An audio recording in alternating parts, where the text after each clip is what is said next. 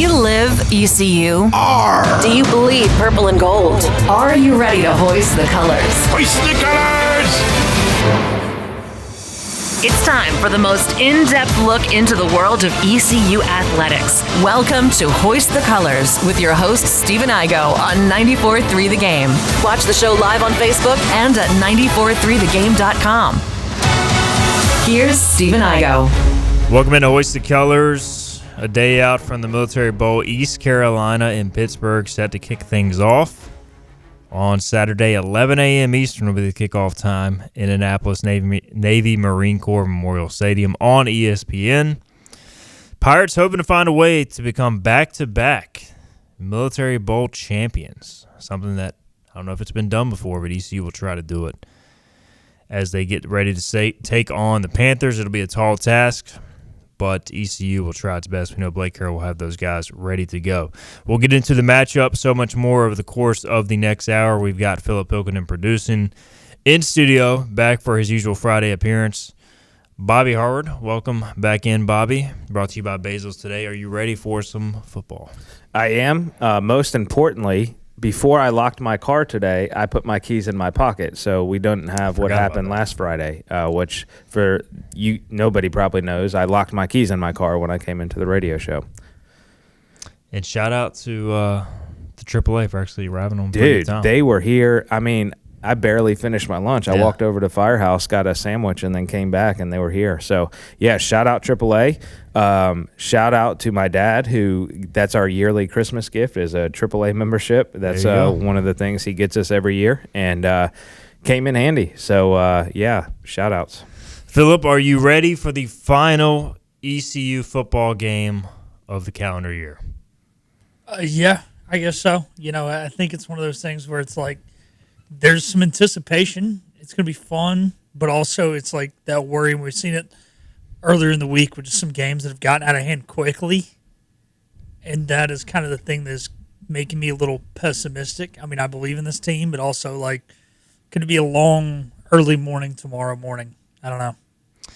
So let's break it down. I mean, ECU is a double-digit dog. And, again, we're recording this on Tuesday because we're all for Christmas Eve.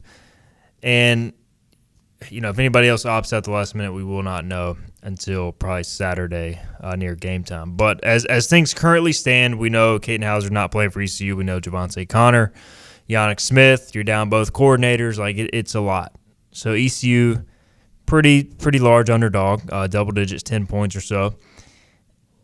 You know, there is a path to a victory. It's not an unwinnable game. I don't think Pittsburgh is like the best team in America, but I don't know if the matchup is great. Bobby, you had another great breakdown, your final one of the year on hoistthecolors.net. Encourage our subscribers to check that out. But, like, it doesn't really match up well. So before we get into how ECU finds a way to compete, win this game, take us through what you saw breaking down the film. Yeah, well, for starters, I appreciate you letting me contribute each week with those film breakdowns since I've been away from coaching and stuff like that. You know, one thing I've been wanting to do is to continue to dive into the game and learn the X's and O's, and doing this allowed me to do that and continue to do that, so thank you.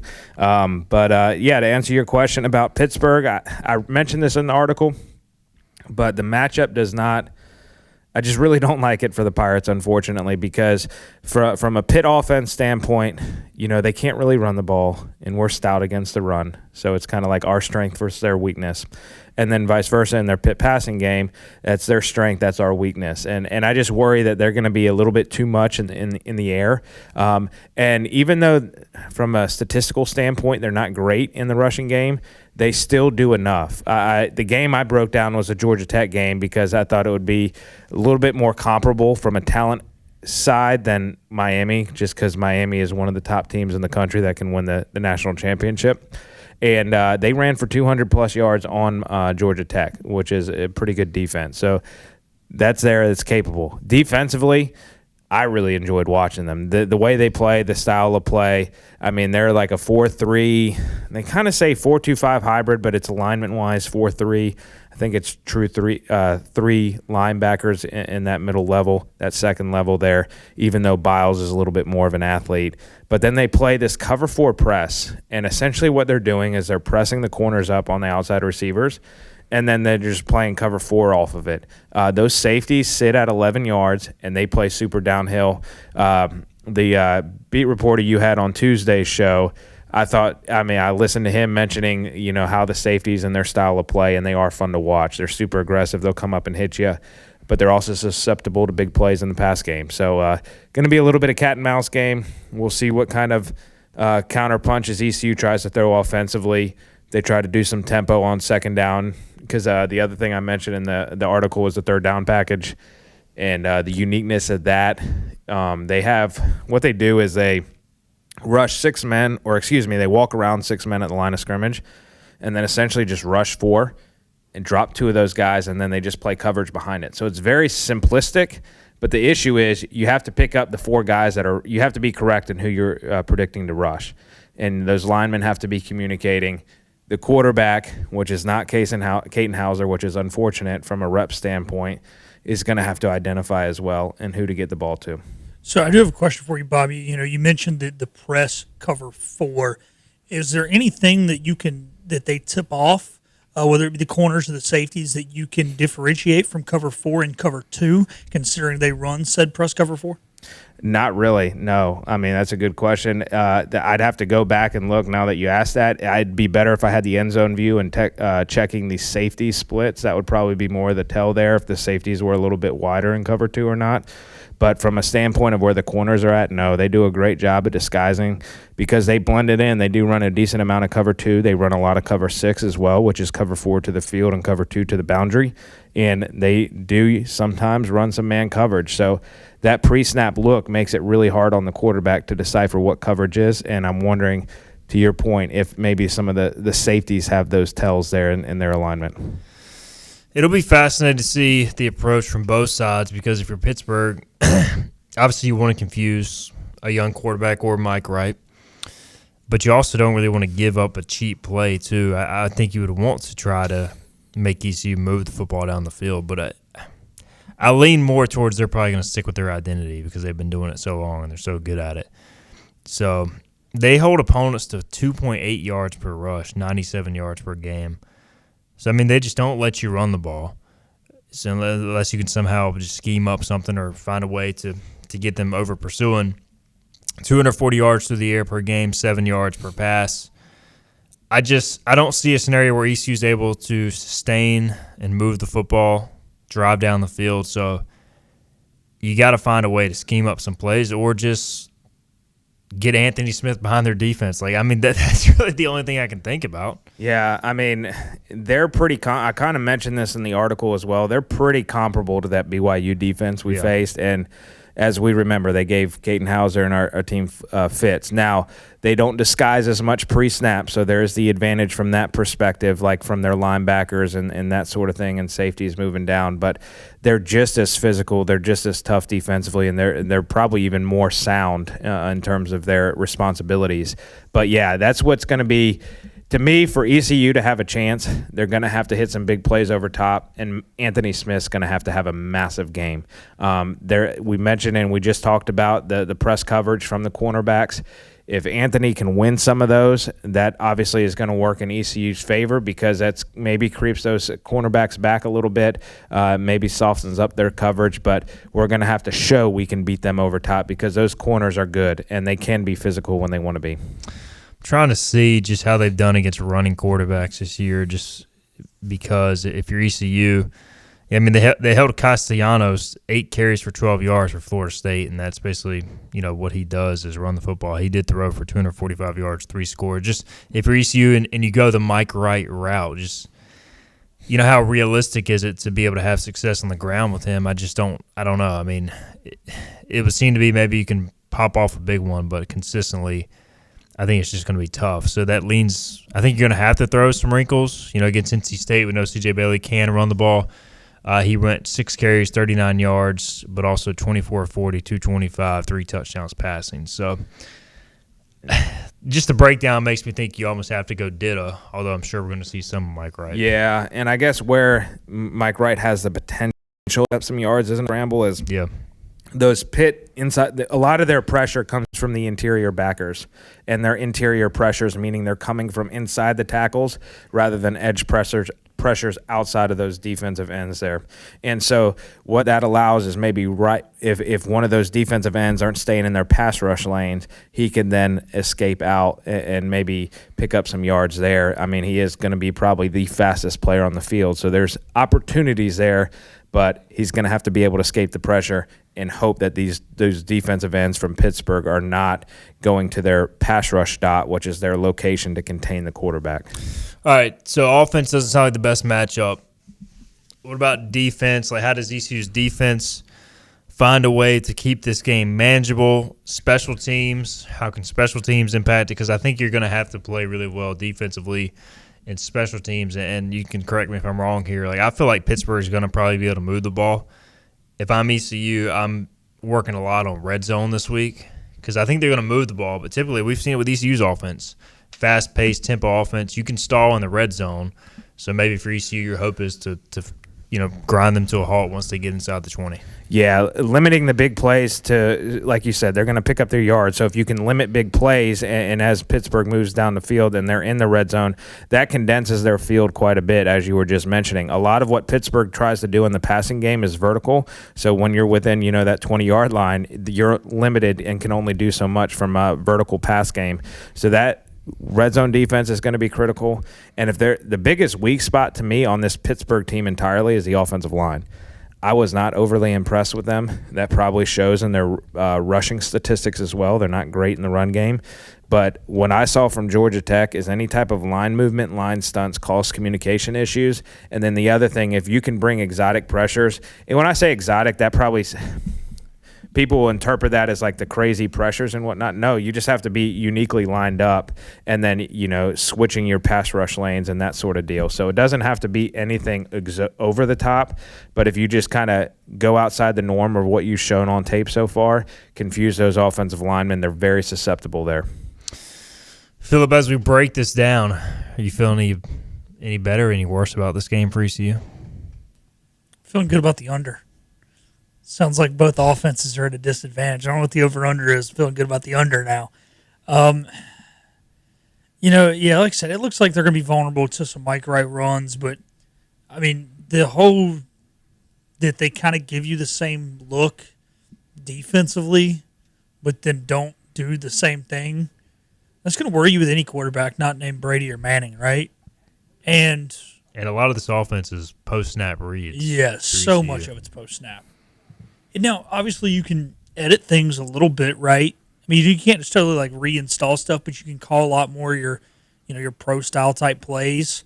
And the tough thing, though, I think with the cover 2 on one side, not on one side and cover 4 on the other, but it's not like you have a lot of plays. I guess you do have some plays, Bobby, that are 2 high beaters and 1 high beaters, and maybe you split the field in half and call a lot of those just because it's going to be tough to read pre-snap. But then also you've got some that are,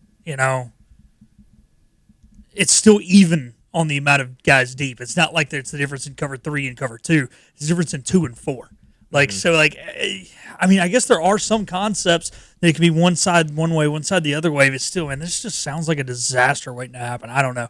Maybe I'm just being pessimistic. Also, quick question for you, Bob. You said they do a lot of vertical passing. Is it more just deep pro style, or is it more air raid? I mean, not that really matters that much. Yeah, it's more deep pro style is what I saw, which is unique because, Bell, the offensive coordinator there, I guess tends to get that air raid label, especially in the type of fast-paced, up-tempo offense, spread offense they run. But a lot of it was pro style from a schematic standpoint. All right, so red zone offense this year, Pittsburgh has been in the red zone 60 times. They've scored 50 times, but 34 of those, only a 57% touchdown rate. So they have struggled to – so you're talking about a little over half their finishing drives with touchdowns. And basically ECU's on the same way. 36 of 56 they've finished with touchdowns. I don't have the exact percentage, but that would be a little bit over 50% as well. So red zone offense could be critical in this game. What are you hoping to see from Chasten Ditta? Assuming he gets a decent amount of reps, what are fair expectations for Ditta? Honestly, I just want to see that he belongs. Yeah. I know that's a very vague answer, and there's a lot of ways. But if he doesn't look overwhelmed, I think to me that's a win. I'm not, there's a good chance if he's getting quite a few reps, he's going to throw 2 or 3 picks.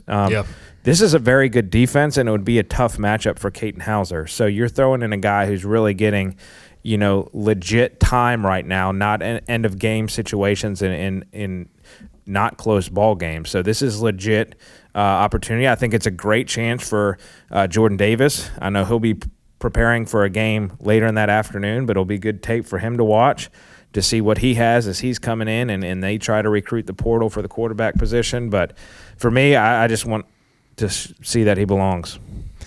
All right, let's make our pick here. Anybody else got anything to say before we dive into the picks about this game? I feel like you're going to have to – do we see a fake kick? I feel like it's almost too obvious. Yeah. You're going to see probably at least 2 trick plays, if not 3 offensively, and then you're going to see a fake of some sort from special teams. All right, Pittsburgh's a 10-point favorite.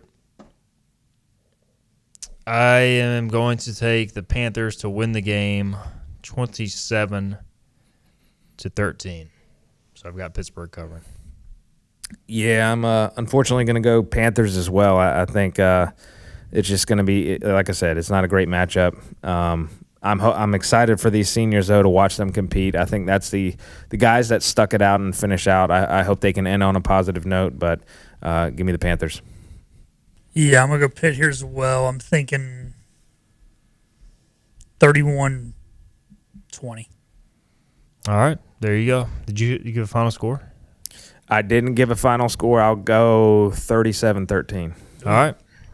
We all got the Panthers winning comfortably. We'll see how it plays out on the field. Hopefully the Pirates prove us wrong. I mean, it'd be awesome.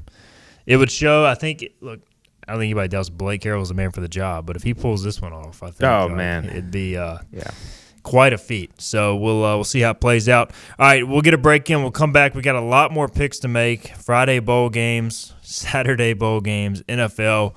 We'll talk through it all and more. This is Hoist the Colors on a Friday. The team of Flatlands Jessup is working overtime to help ensure that Eastern North Carolinians like you get the health insurance help you need this open enrollment period. New legislation passed meaning more people than ever qualify for affordable coverage. Let us help you today. Big tax credits are back. Get a 30% tax credit, up to $2,000 off your new Mitsubishi electric heat pump install. Let Comfort Master help you take advantage of the tax credits with a qualifying Mitsubishi electric ducted heat pump or non-ducted Mitsubishi electric mini splits. Mitsubishi electric mini splits are ideal for bonus rooms, garages, or sunrooms. If you need a new HVAC unit, call Comfort Master today. Call Comfort Master. Call Comfort Master. You know what the problem is with standard belts? Usually you have to choose between too tight or the opposite, too loose. But with Anson Belt & Buckle, you don't have to choose. We got rid of the holes and instead have a track system designed for micro-adjustability. That way you can enjoy a perfect fit every time. Anson Belt & Buckle. Find your perfect fit today.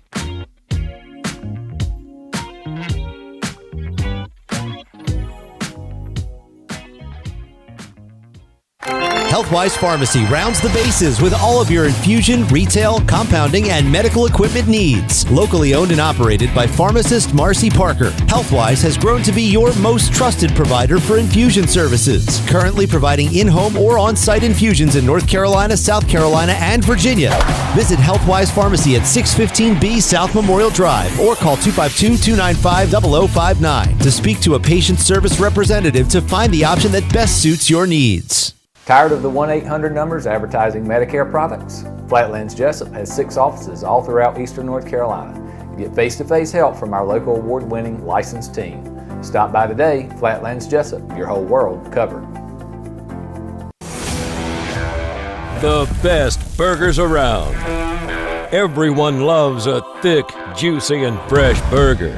Tiebreakers does real burgers better than anybody. And don't forget about the cheese sticks, fresh salads, and more. So don't just go to any burger-themed restaurant chain.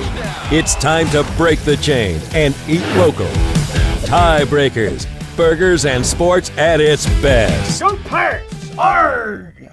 In this age of globalization, we've learned that bigger isn't always better. Ever tried to get phone help from a big corporation from a real person? Right. That's what's so nice about Phelps Chevrolet. After more than 50 years serving our community, Phelps remains family-owned and operated. Mike, Daryl, Wave, West, Allen, and Clay deliver hometown service and integrity, same as always. They share your experience, they share your values, and they are ready to help with any motoring need. Come get you one. Climb aboard as we set sail and hoist the colors. Arr, matey! Back to the show with Steve and Igo on 94.3 The Game. All right, welcome back in. Hoist the Colors here on a Friday edition of the show. ECU, Pittsburgh. We just made those picks. Let's make Friday's picks. This will be a shorter segment here for the rest of the games for today. The Game Above Sports Bowl, which, by the way, Bobby Harward brought to us by Basil's today. Check them out. Fire Tower by the AMC Movie Theater. Great lunch, great dinner, sandwiches, salads, pizza, everything you need. Find it at Basil's. Appreciate their support of the program. Philip Pilkin and producing as well. The Game Above Sports Bowl. This is the game that Pittsburgh lost to Toledo last year in 6 overtimes. It was a much worse Pittsburgh team, though. This year is Central Michigan versus Northwestern. Northwestern is a 10.5-point favorite. I feel like they've quietly had a good season. Bobby, you've got the bowl tracker up. Any significant opt-outs here that we know of? No, it doesn't look that way. There's a couple of running backs that are injured for Northwestern, but it sounds like they're going to play. They have a few linemen that are potential opt-outs, but nothing significant and nothing announced. So, yeah, it doesn't look like that's going to impact this game much. Can anybody name the Central Michigan head coach? It's not McElwain anymore, right? It is not. Coach Chippewa. Matt Drinkall. That's a heck of a name.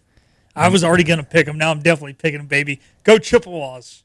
Matt Drinkall. I guess it's probably pronounced Drinkle, but it's D-R, drink plus all one word. He's the former head coach at Kansas Wesleyan. They went 42-17. He was the former O-line coach for Army last year, which won the Joe Moore Award. This is his first year at Central Michigan. They went 7-5. For comparison's sake, they lost to Pittsburgh 45-17 and lost to Michigan 63-3. Screw it. I'm going Chippewas as well. As well? Had somebody else going Chippewas? Yeah. I already went Chippewas. Oh, you went Chippewas. 10.5. Okay. Yeah, give me the Wildcats here. Safer pick for sure. Yeah, the spread's a little high for my liking, but hey, our listeners came for the Pirate Talk, and they're staying for this Northwestern Central Michigan pick 'em. That is why they're here. Central Michigan, yeah. This is just a who wants some more ball. Pretty much. I mean, that's what it comes down to. So I'm just going to go Central Michigan. You have the Rate Bowl, RATE, formerly the Guaranteed Rate Bowl. This is New Mexico and Minnesota. Minnesota is only a 2.5-point favorite here. Is there a reason why? I guess New Mexico's actually had a good season. And their fans were going crazy after their big home win to conclude the season. So, any thoughts? This tracker says P.J. Fleck is 6-0 in bowl games at Minnesota. For what it's worth. And their starting corner and linebacker seems like returning after missing the season finale. To me, one, how is the Big Ten in all these awful bowl games? These are some bad bowl games against some bad opponents. But regardless, New Mexico has been a nice story this year. Still, give me the Golden Gophers. I think they're too dominant up front. Plus, there's an ECU connection. Greg Harbaugh is the OC at Minnesota for P.J. Fleck. I believe his dad was a Pirate football alum or letter winner. Any feeling here, Philip? I mean, I'm going to regret doing this because, I'm going to pick the obvious thing, and the obvious thing ain't going to happen, but Golden Gophers. I think I'm going to go New Mexico. I don't know why. I think Jason Eck is a hell of a coach. And, they've been competitive in all their games this year. Even they lost to Michigan 34-17. Boise State, they lost 41-25. Lost to San Jose State by a touchdown. And Minnesota, again, it's like, what is their level of, hey, let's get up for this game? We're going to play New Mexico and Phoenix, Arizona. They've played some other bums in his tenure, and they're 6-0. All good things must come to an end, and that includes PJ Fleck's bowl streak. I also have a question for you. Why are you using Wikipedia for your sources there rather than ESPN? Because screw ESPN and Wikipedia, man. The green highlight. That's easier. So much easier to read. But Philip could just go ahead a few games right now on his computer and highlight the reverse color. Could. I mean, and you wouldn't even know. I probably could. I don't know I'm not Weird Al Yankovic, though. I don't know the code to edit Wikipedia. I think there's just an edit button. I think you literally just have to hit edit. You do. But sometimes it's got to be like approved and all that. Oh.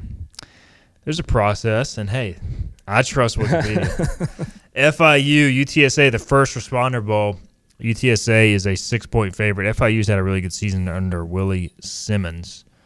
UTSA is down like 14 players due to opt-outs and injuries.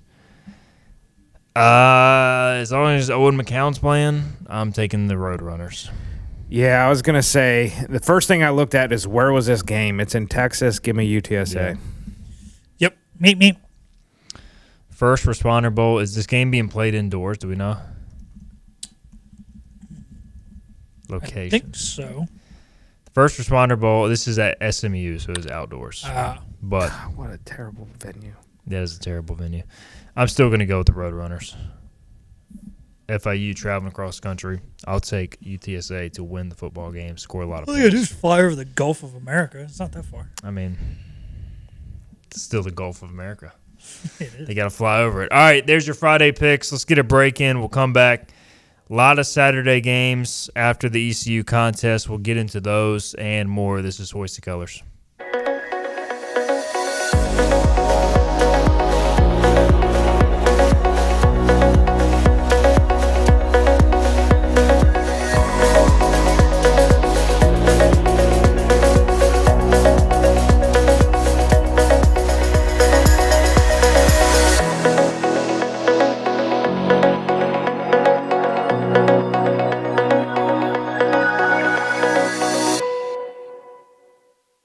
Storm season is approaching. North Carolina weather can damage your roof, and before long, a small leak can turn into a big problem. Your home is one of your biggest investments, so protect it with Wells Home Improvements. We work with all insurance companies for a hassle-free roof installation experience. Call us today and get 10% off your roof installation when you mention this commercial. 252-227-8403 or visit us online at wellshomeimprovements.com. Wells Home Improvements. Local, honest, dependable. This is about you, your family, and the health of all who live in Eastern North Carolina. This is about the transformation of a health system into something more powerful and more human. About creating new ways to treat disease and keep you well. This is about ECU Health, which is to say, it's really all about you. ECU Health. Minds, hearts, purpose. You have a choice when you invest in insurance, and when you choose First State Insurance Advisors, you're working with people you can trust. Clark Stallings has deep ties in the community. His team, including Keaton Smith, Regina Asby, Phil Leyva, Max Joyner Jr., Max Joyner III, and Ginger Smith, provides knowledgeable and professional advice. First State Insurance Advisors is an independent insurance agency. They offer all types of personal insurance as well as various types for business. Call or email First State Insurance Advisors today. We want to be your trusted choice agency. Acre Station Meat Farm, along with Lane Angus Beef, bring you Farm to Fork Beef. Stock your freezers now with affordable beef boxes just in time for the grilling season.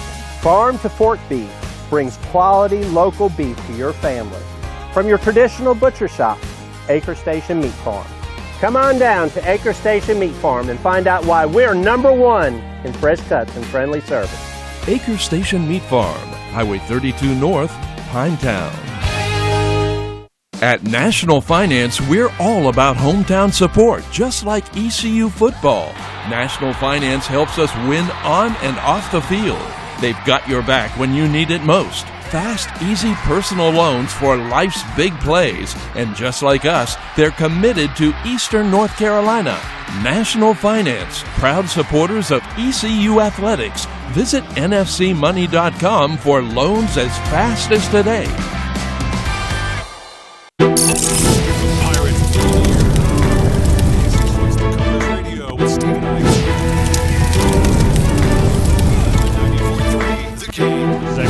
Hoist the Colors here on a Friday edition of the show, heading to the Military Bowl. Bobby Harward's in studio. Is brought to you by Basil's, Philip Pilkington producing. All right, so we're not just making a 45-minute stretch of picks straight. I did want to get Bobby's take on a lot of rhetoric out there about Group of Five after the way the playoff played out, Bobby, and how they don't deserve a seat at the table, all that sort of stuff. We heard Brett Hickman talk about how he wants relegation promotion on Monday's show. I don't know how realistic that is. I think it'd be an awesome idea. What's your take on all this stuff out there? Yeah, first off, I listened to Brett when you had him on, and my vote would be for Brett to join whatever committee or board Nick Saban is heading up to run whatever future playoff committee we have, because something's obviously got to change, and it's impacting bowl games, it's impacting everything. But to answer your question about the G5 and the playoff, my answer is probably not one that Pirate Nation will like, but I try to pride myself on being honest and direct on the show, so I'm going to keep it that way, which is, to me, there's got to be, and I say this out of a place of wanting to watch good quality football in these playoff games, there's got to be some restrictions with the G5 and their entry, whether that's a top 20. Obviously, as a ECU fan and supporter, I love the idea of them being able to get in and a shot at the big trophy. But in just a reality standpoint, these games have not been really close. I know you get that some with those, Power 4 matchups. But to me, if you at least set a guideline like, hey, G5, top 20 ranked, like, you've done enough to try to keep it as close as possible. Where that gets hairy right now is all the scheduling mishaps that are happening across college football. These P4 teams are playing 9 conference opponents. They're being told to play an out-of-conference P4, which gets you to 10.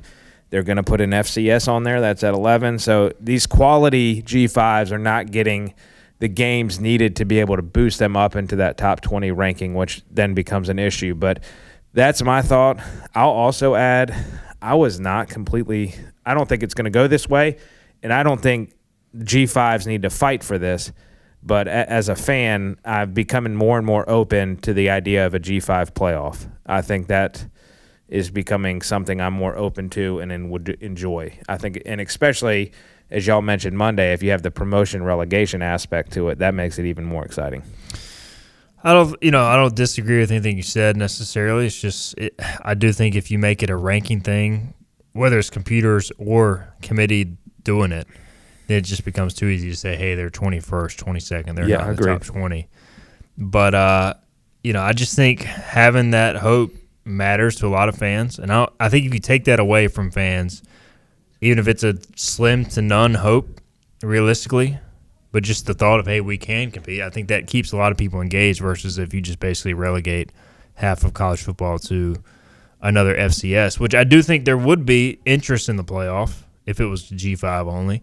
I just think if your only reward is to not have a chance to compete at the highest level, it still rings hollow to some people. But I understand what you're saying. Because, realistically, like, your reward right now is to just go on the road and get your butt kicked by a superior team. And I do think this, we talked about it, is kind of a down year for the G5. I don't know if that's a sign of things to come. We need more sample size with this era of football. But I think there will be years we have another Boise State like last year that can actually go in and compete with somebody. Well, I'm glad you mentioned that, because that was the other thing I wanted to add is I do think with this being such a down year for the G5, I do think more data needs to be collected. There needs to be more seasons of this to be able to get a true feel of like, all right, okay, is this how the G5 is going to show in these games going forward, or was it truly a down year? And unfortunately, and I think Brett kind of mentioned this, unless somebody fronts a butt ton of money for the build up a roster for 1 year and everything hits correctly, like, I fear the way college football is right now until regulations and stuff are put in place, like, this is what it's going to be, because you're fighting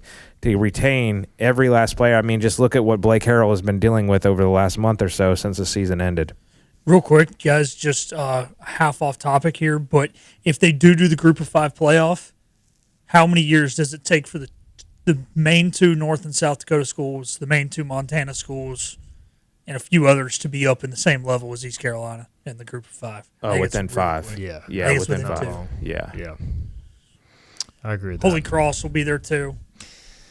Yeah, I mean, at that point, do you even still have a separate division between FCS and FBS? I mean, there's just, I think you gotta have something. I mean, you can't have ECU playing Campbell. Yeah, it's. I mean, there's a lot of layers to it. So, and I think if ever, if it was going to get to that point, teams like ECU, the American, to go along with it would have to be guaranteed a lot of money for like a TV purpose to go to a Group of 5 playoff. Otherwise, I just don't think it'll happen. Yeah, and again, I'm also saying this is not something that we should be fighting for because it's not. The other thing that I think needs to be mentioned is how much the ACC has botched all of this. Yeah. Because if the ACC has the correct tiebreakers in place, it's Miami and Virginia in that championship game. Okay, so then JMU's not in, which I'm happy for JMU. That's great, woohoo. So that situation is resolved, and you don't have the 2 G5s where this is a discussion. And then on top of that, you don't have the Notre Dame, Miami, Alabama, BYU fiasco that you had because your ACC champion is in, and then the next team is in. Hey, I'm just saying Duke has won a ACC championship more recently than Clemson. That's all I got to say. This is true. As you should. Speaking of Clemson, let's get back into our picks. They're a 3-point favorite in the Pinstripe Bowl. Clemson-Penn State bowl game. It's got to be a big one, right? No, it's just the Pinstripe Bowl.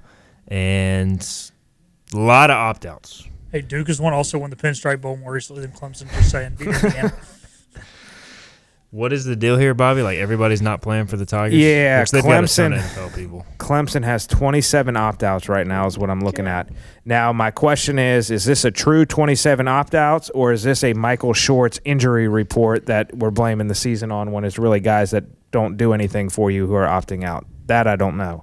The other thing on the Penn State side, you got – obviously, we know James Franklin's been fired forever, but those two coordinators that were with Terry Smith are gone. So now Jim Knowles is at Tennessee. They have a new defensive play caller for the bowl game.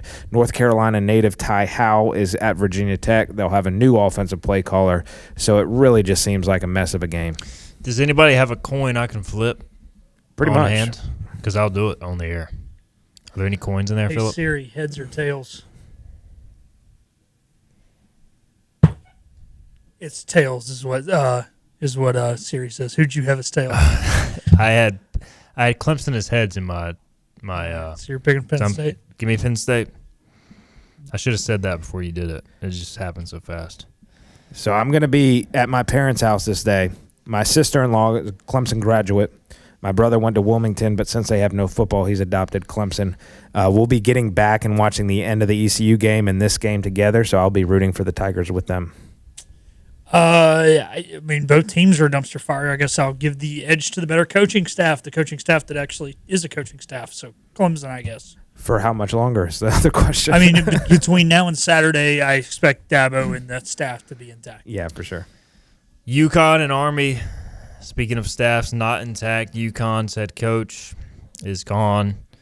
I assume he's not coaching the bowl game. Their OC also going to TCU. Army's a 9.5-point favorite in the Fenway Bowl. Is anybody playing for UConn? All right, so here's the little write-up that we have in this thing. There's a slight chance UConn could be down to QB4 if their third-string guy enters the portal. Wide receiver Skylar Bell, who is Senior Bowl bound, plans to convince others in the portal to also play. All right, give me Army. Yes, there you go. Enough said. 9.5's a lot, but I'm just gonna take it. I'm with you. Yeah, I figured something was up here because normally I would lean UConn. They usually play well, at least keep within one score against these teams, but that sounds like a dumpster fire, and Monken will have his guys ready, so I'll go Army. Georgia Tech is taking on BYU in the Pop-Tarts Bowl. This could have been a Notre Dame-BYU matchup, but hey, we had to get that on the 2026-27 schedule instead. BYU, 4.5 points. Kalani Sitake, they're going to take a bowl game serious.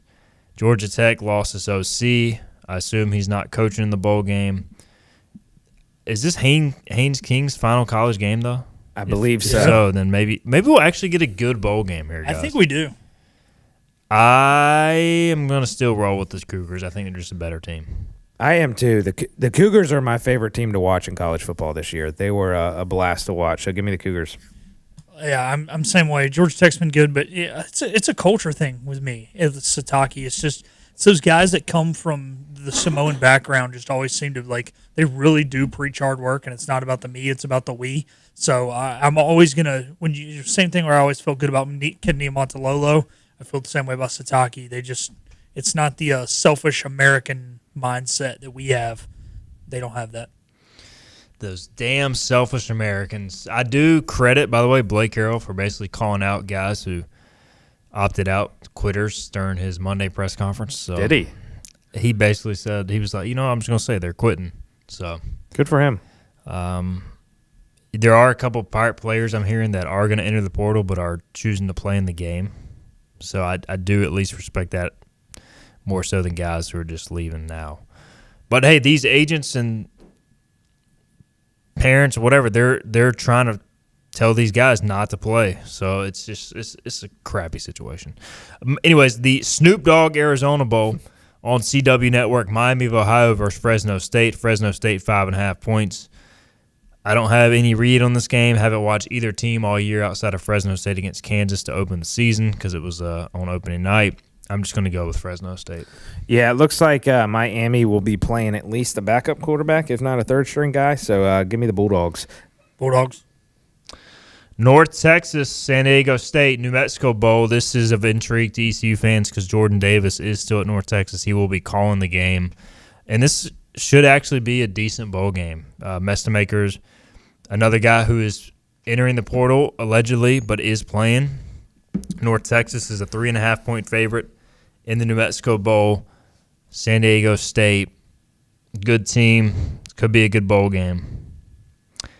I think I'm going to roll with the Aztecs here. I think they're honestly a better all-around team.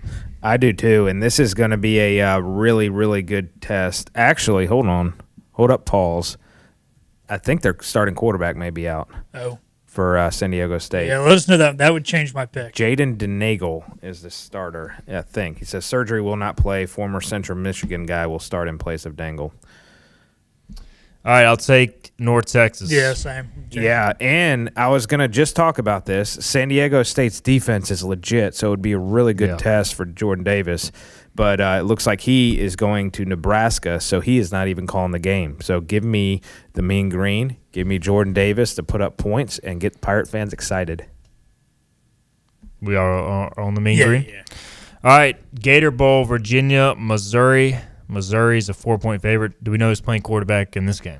Missouri's backup is playing because their starter has opted out. But I believe Bo Pribula. Yes. But it looks like Chandler Morris is playing, and most of the UVA team is playing. You would think Virginia, which has had a down down program for a while, would be motivated for this game.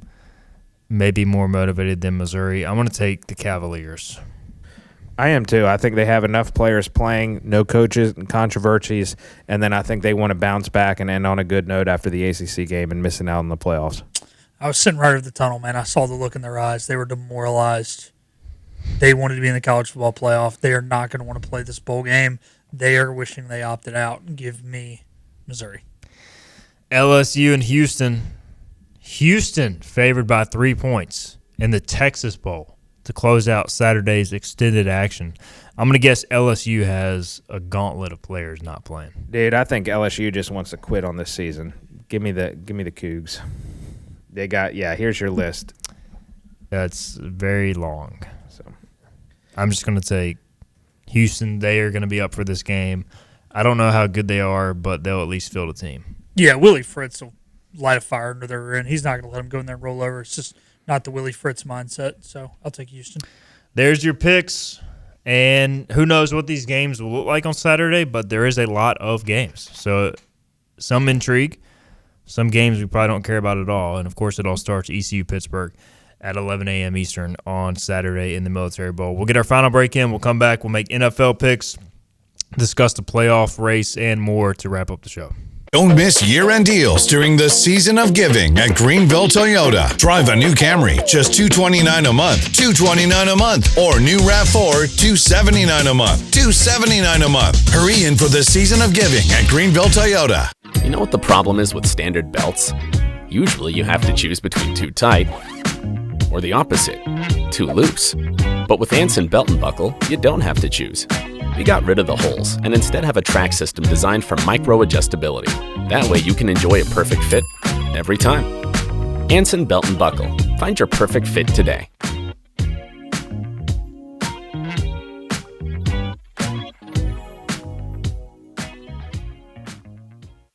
Daughtridge Gas and Oil has been your dependable propane supplier for 95 years. Their trained technicians can service and properly install all your propane and natural gas appliances. Plus, Daughtridge Gas and Oil is your backyard expert with fire pits, grills, smokers, and more, including quality outdoor furniture at their Greenville Patio and Hearth Shop at 1901 Charles Boulevard. Go by and see the knowledgeable staff at Daughtridge Gas and Oil for propane delivery or call 756-1345. Other restaurants claim their food is fresh and fast, but are they friendly? At Moore's, you're treated like family the minute you walk into their doors. With locations in Winterville, New Bern, Swansboro, Morehead City, and Jacksonville, we've been practicing what we preach since 1945. At Moore's, our barbecue is slow cooked and smoked over real wood daily until it's so tender it's falling off the bone. Combined with our fresh chicken, cooked-to-order seafood, and homemade fixins, we're sure you'll agree. If it's not Moore's, it's less.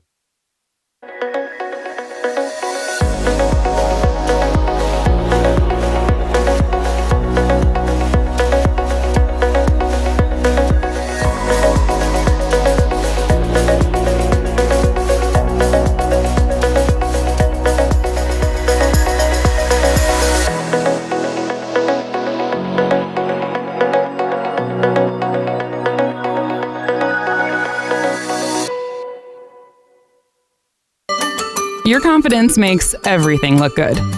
You see the world in vivid color, not black and white. Swing through your neighborhood Fantastic Sam's Cut in Color and let our experienced stylists take you from everyday to extraordinary. Fantastic Sam's hair salons are locally owned and operated. Our full-service salons are conveniently located in Goldsboro, Kinston, Greenville, New Bern, Jacksonville, and Calabash. Stop in today at Fantastic Sam's, where the possibilities are endless. The season of giving is here at Greenville Toyota. Unwrap a new Corolla, $159 a month, $159 a month. Or new Tacoma, $219 a month, $219 a month. Don't miss the season of giving with year-end deals at Greenville Toyota.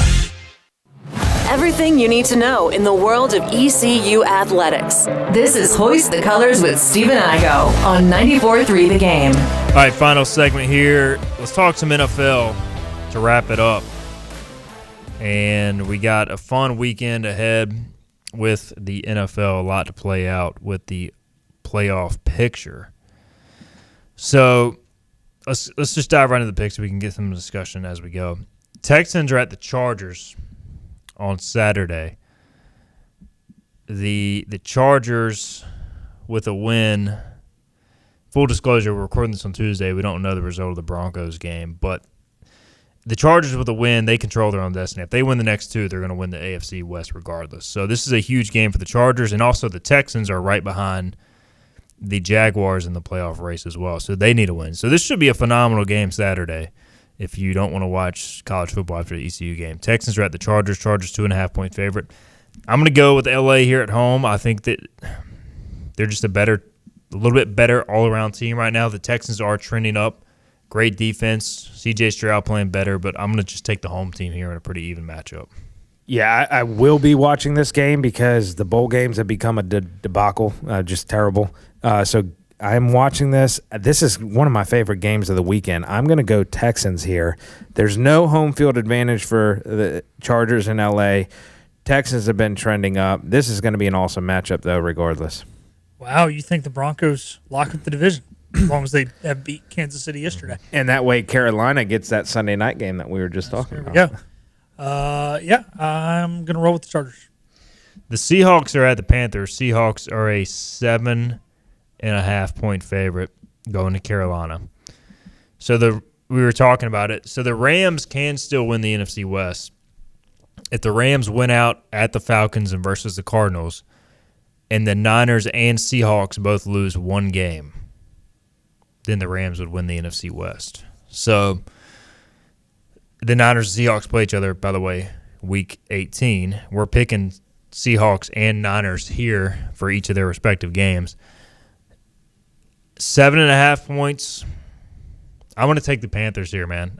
This isn't very meaningful to the Panthers, but does this game happen before the happens at the same time as the Tampa Bay Miami game? So then they have to go in playing like they have a chance to win the division. Yeah.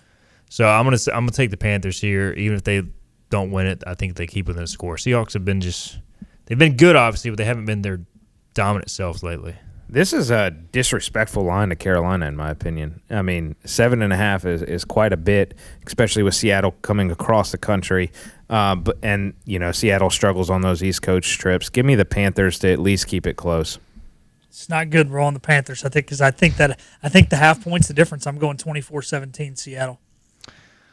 Sam Darnold, I know he finished the game last week, guys, but like the start of that game against the Rams, he looked like he'd never completed a pass before. Like he was seeing ghosts? I think it was terrible. And then was it a couple weeks ago, the last time they had a night game, he had like his first 15 passes were all completed. He's just all over the place. So the Sam Darnold revenge game, I guess.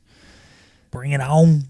Jags are at the Colts. Phillip Rivers continues to actually look pretty good, but unfortunately he can't play defense because the Colts defense got shredded by the Niners on Monday Night Football. The Jags are a 6.5 point favorite. You know what, though? This is the NFL. Jags coming off a huge win, riding high. They might win the game, but to cover 6.5 on the road, I'll take Indianapolis. Give me the Jags. They're going to continue riding high. I think the magic sauce of Phillip Rivers is going to wear off a little bit. Nah, he's looking too good. I think Jacksonville wins the game. 6.5 is a lot of points, though. And if that defense can get 1 or 2 stops last night, we're talking about a Colts win right now, and I think San Francisco is still better than Jacksonville. I think Jacksonville only wins it by a field goal. I think they win at 24-21. That had a little Trumpism in the a lot, the way you said a lot there. I don't know if you He's been watching a lot of Trump videos lately. Phillip has. Eagles are at the Bills. I think this is a Sunday afternoon game. 4:25. 4:25 time slot. Nets, Romo on the call, I think. I think it's Fox, isn't it? Yeah, it is Fox. Then who does Tom Fox? Brady. Which, by the way, is just...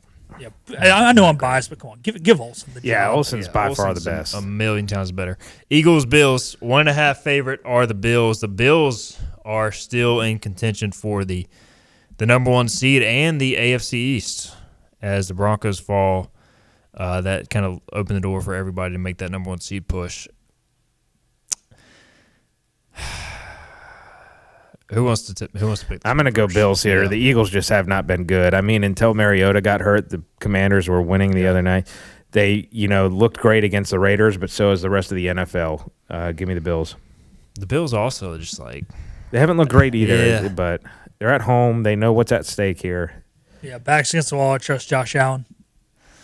I'm going to go Bills as well. I'll go Bills. All right, Bears and Niners. This is a night game. Bears just continue to defy odds and win. Now they got to go to San Fran, who is a 3-point favorite. I'm going to go Niners here. Niners looked incredible on Monday Night Football, and I don't think they'll look that good again, but I'm just going to trust them more in this spot than the Bears. I agree. Chicago's riding high after a big comeback win against Green Bay. San Francisco's rolling. Give me the Niners. I kept picking KC. Kept letting me down. I finally picked against them. I got the pick right. I keep picking against Chicago. Their opponents keep letting me down. I should pick against them. But I've said it the last couple of years, man. When the Niners are healthy, 1-53, probably the best roster in the NFL. Yes, they don't have the best quarterback. They're probably the best roster in the NFL. I'm going to keep picking against the Bears. All right, there's your NFL picks. We got a few minutes left. I mean, the playoff race, guys, is just pretty fascinating in general. A lot of teams have already clinched, but you have the number 1 seed up for grabs in many cases on both sides with division winners. You're going to have, you're going to have the Bills or Patriots and the Broncos or Chargers as a wild card, probably with 12-plus wins. And then the NFC, you're probably going to have, obviously, 2 of the Seahawks, Rams, or Niners as wild cards. So I think it's setting up to be a pretty fascinating playoffs because I think there's Chicago a lot of or Green Bay will be a wild card. Yeah. which Green Bay, I assume, will be it probably after that loss. But yeah, it should be a fun one. Can you guys imagine what the 5 seed is going to do to the winner of the Tampa-Carolina deal? I mean, they might beat them by 30. It's the playoffs, man. Do you remember Marshawn Lynch against Beast the Mode? Saints? I feel like that wild card weekend is just chaotic sometimes. Now, once you get into the divisional rounds and the championships, usually the better teams win. But speaking of wild card weekend, doesn't that Texas Chargers matchup this weekend slot in perfectly for that Saturday afternoon wild card game? That was it last year. Might as well do it again. Hey, trivia question. How many times have the Texans not played at 425 on Saturday? 0. Never. Jags have a shot at the 1 seed still. Really? I didn't think that. So they have the tiebreaker over the Broncos now. Right. Wow. So it's crazy, man. The Chargers, Jags, Patriots, or Bills can get it. I feel like the gap in the NFL this year is just so much. Like, it's that top half that's all in the playoffs, and then it's just – because I felt like teams were eliminated so much quicker this year than in years past. The only team I don't trust in the AFC is the Steelers. All right, we got to get out of here. Appreciate you. Everybody have a great weekend. We'll see what happens in the bowl game. We'll be back Monday, 12 noon, to recap it all.